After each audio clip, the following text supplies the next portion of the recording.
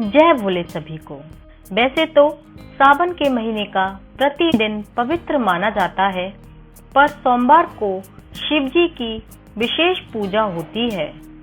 पौराणिक मान्यता है कि सावन के महीने में हुए समुद्र मंथन से निकले हलाहल का पान सोमवार को ही शिव जी ने किया था और प्राचीन ग्रंथों के अनुसार सोमवार के व्रत 3 प्रकार के हैं।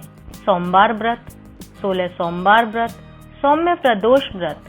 परंतु व्रत को सावन माह में आरंभ करना बहुत ही शुभ माना जाता है। सोमवार का व्रत सूर्योदय से प्रारंभ होकर तीसरे पहर तक रखा जाता है।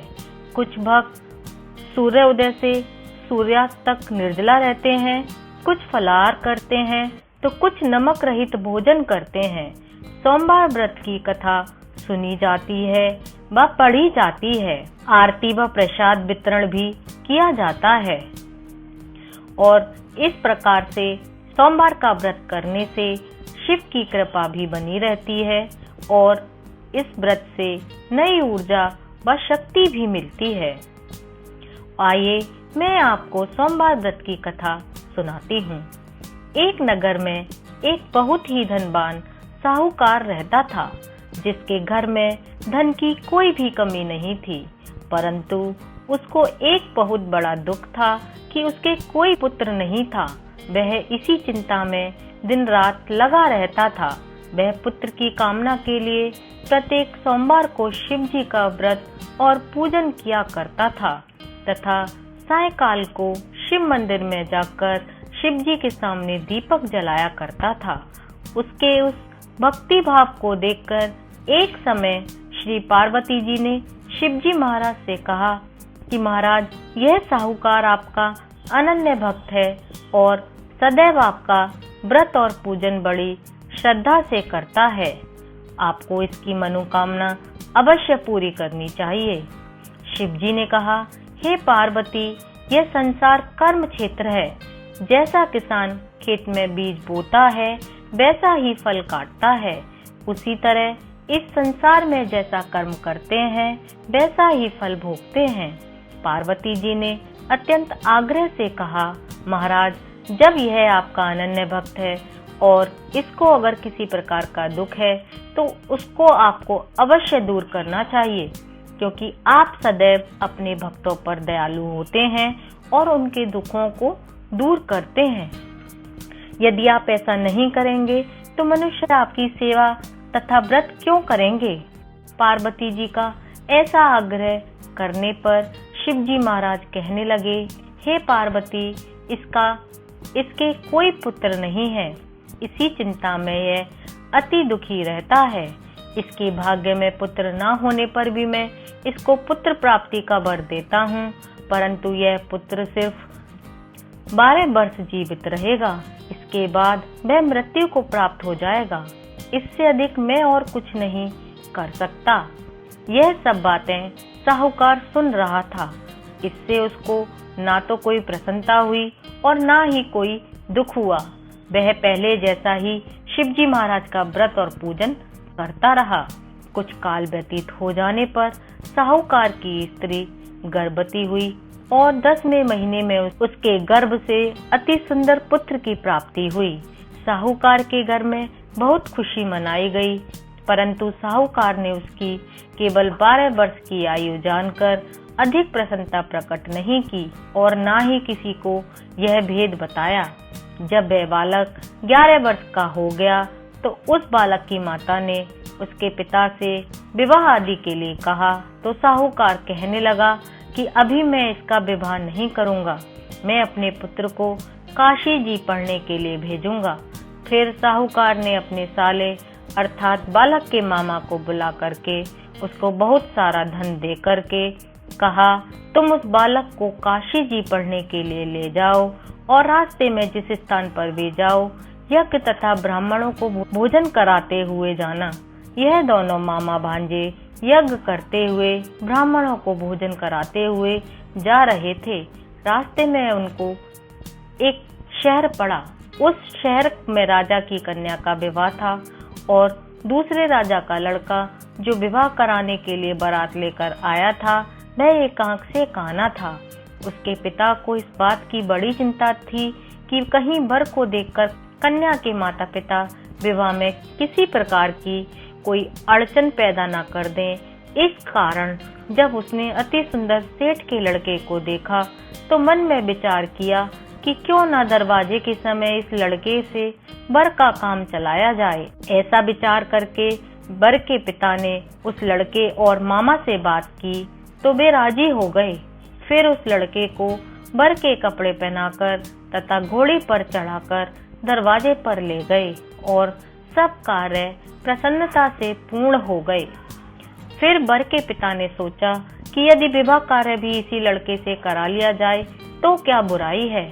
ऐसा विचार करके लड़के और उसके मामा से कहा, यदि आप फेरों और कन्यादान के काम को भी करा दें तो आपकी बड़ी कृपा होगी और मैं इसके बदले आपको बहुत सारा धन दूंगा। तो उन्होंने स्वीकार कर लिया और विवाह कार्य भी बहुत अच्छी तरह से संपन्न हो गया। परंतु जिस समय लड़का जाने लगा तो उसने राजकुमारी की चूड़ी के पल्ले पर लिख दिया कि तेरा विवाह तो मेरे साथ हुआ है, परंतु जिस राजकुमार के साथ तुमको भेजेंगे वह एक आंख से काना है और मैं काशी जी पढ़ने जा रहा हूँ। लड़के के जाने के बाद उस राजकुमारी ने जब अपनी चुनरी पर ऐसा लिखा हुआ पाया तो उसने राजकुमार के साथ जाने से मना कर दिया और कहा कि यह मेरा पति नहीं है, मेरा विवाह इसके साथ नहीं हुआ है, वह तो काशी जी पढ़ने गया है। राजकुमारी के माता पिता ने अपनी कन्या को विदा नहीं किया और बारात वापस चली गई। उधर सेठ का लड़का और उसका मामा काशी जी पहुंच गए। वहां जाकर उन्होंने यज्ञ करना और लड़के ने पढ़ना शुरू कर दिया। जब लड़के की आयु 12 साल की हो गई, उस दिन उन्होंने यज्ञ रखा था कि लड़के ने अपने मामा से कहा कि मामा जी आज मेरी तबीयत कुछ ठीक नहीं है। मामा ने कहा अंदर जाकर सो जाओ। लड़का अंदर जाकर सो गया और उस थोड़ी देर में उसके प्राण निकल गए। जब मामा ने अंदर आकर देखा तो वह मुर्दा पड़ा था तो उसको बड़ा दुख हुआ और सोचने लगा कि अगर मैं अभी रोना पीटना मचा दूंगा तो यज्ञ का कार्य अधूरा रह जाएगा। अतः उसने जल्दी से यज्ञ का कार्य समाप्त करके ब्राह्मणों के जाने के बाद रोना पीटना प्रारंभ किया। संयोगवश उसी समय शिव पार्वती उधर से जा रहे थे। जब उन्होंने जोर जोर से रोने की आवाज सुनी तो पार्वती जी कहने लगी, महाराज कोई दुखिया रो रहा है, इसके कष्ट को दूर कीजिए। जब शिव पार्वती ने पास जाकर देखा तो वहाँ एक लड़का मुर्दा पड़ा था। पार्वती जी कहने लगी, महाराज यह तो उसी सेठ का लड़का है जो आपके वरदान से हुआ था। पार्वती जी कहने लगी, हे शिव जी, इस बालक को और आयु दो, नहीं तो इसके माता पिता तड़प तड़प कर मर जाएंगे। पार्वती जी के बार बार आग्रह करने पर शिव जी ने उसको जीवन वरदान दिया और शिव जी महाराज की कृपा से लड़का जीवित हो गया और शिव और पार्वती कैलाश पर्वत को चले गए। तब वह लड़का और मामा उसी प्रकार यज्ञ करते हुए ब्राह्मणों को भोज कराते हुए अपने घर की ओर चल पड़े। रास्ते में उसी शहर में आए जहां उसका विवाह हुआ था। वहां पर आकर उन्होंने यज्ञ आरंभ कर दिया तो उस लड़के के ससुर ने उसको पहचान लिया और अपने महल में ले जाकर उसकी बड़ी खातिर की और साथ ही साथ बहुत से दास दासियों सहित आदर पूर्वक लड़की और जमाई को विदा किया। जब वे अपने शहर के निकट आए तो मामा ने कहा कि मैं पहले तुम्हारे घर जाकर खबर कर आता हूँ। जब उस लड़के का मामा घर पहुंचा तो लड़के के माता पिता घर की छत पर बैठे थे और यह प्रण कर रखा था कि यदि हमारा पुत्र सकुशल लौट आया तो हम राजी खुशी नीचे आ जाएंगे और नहीं तो छत से गिरकर अपने प्राण खो देंगे। इतने में उस लड़के के मामा ने आकर यह समाचार दिया कि आपका पुत्र आ गया है, तो उनको विश्वास नहीं आया। तब उसके मामा ने शपथ पूर्वक कहा कि आपका पुत्र अपनी स्त्री के साथ बहुत सारा धन साथ लेकर आया है। तो सेठ ने आनंद के साथ उसका स्वागत किया और बड़ी प्रसन्नता के साथ रहने लगा। इसी प्रकार से जो भी कोई सोमवार के व्रत को धारण करता है अथवा इस कथा को पढ़ता या सुनता है, भगवान शिव और पार्वती उसकी सारी मनोकामनाएं पूर्ण करते हैं। इसके अलावा मैं आपको बताती हूँ कि सोमवार को शिवलिंग पर जल अर्पण का विशेष महत्व क्यों है। क्योंकि समुद्र मंथन से निकले हलाहल का पान करने से शिव का कंठ नीला पड़ गया था। विष की उष्णता को शांत करने के लिए समस्त देवी देवताओं ने शिव पर जल अर्पण किया था। तभी से जल अर्पण करने की परंपरा है। और आइए जानते हैं कि शिव की पूजा विधि क्या है। शिव की पूजा में जल, दूध, मधु, घी, पंचामृत, बेलपत्र, फूल, धतूरा, वस्त्र या कलावा, चंदन, रोली, अक्षत, कमलगट्टा, पान, सुपारी, लौंग, पंचमेवा चढ़ाया जाता है और कपूर, धूप, दिया से आरती की जाती है।